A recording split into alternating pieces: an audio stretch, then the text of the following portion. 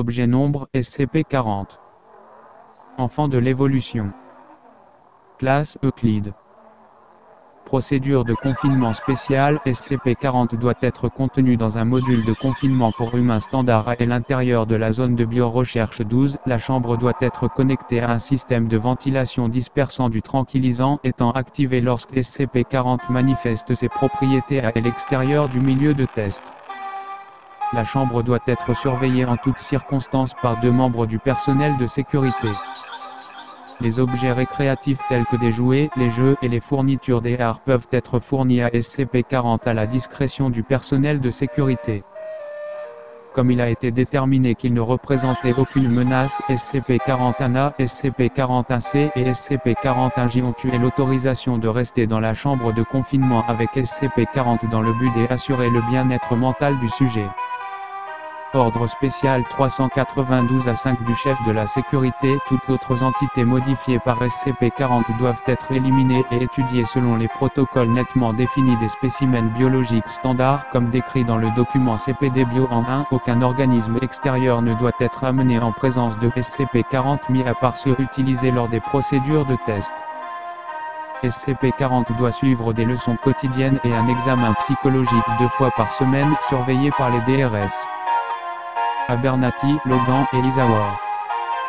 Description: SCP-40 est une femme de type caucasien d'approximativement 8 ans et mesurant 1 mètre de haut. Elle possède de nombreuses anomalies physiques. La peau du sujet est hautement sensible à la lumière et facilement endommagée par les contacts physiques, et ses cheveux sont roses vifs. Ses cheveux sont fragiles et tombent facilement. Le sujet présente une hétérochromia iridivert jaune et la sclère de l'œil gauche possède une coloration noire. SCP-40 ne peut pas voir de cet œil. L'état émotionnel de SCP-40 est dans les limites acceptables pour un individu de cet âge, compte tenu des effets du confinement prolongé et des anomalies physiques. L'intelligence du sujet est faiblement au-dessus de la moyenne pour son âge, et elle manifeste généralement un comportement coopératif. Il est à noter que SCP-40 s'acclimate rapidement au confinement, pouvant être le résultat de son éducation avant sa récupération.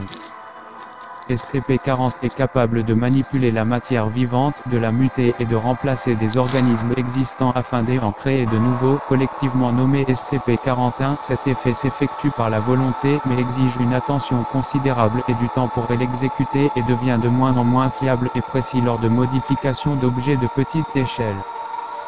SCP-40 est incapable de modifier des organismes microscopiques, et a de grandes difficultés à modifier la flore.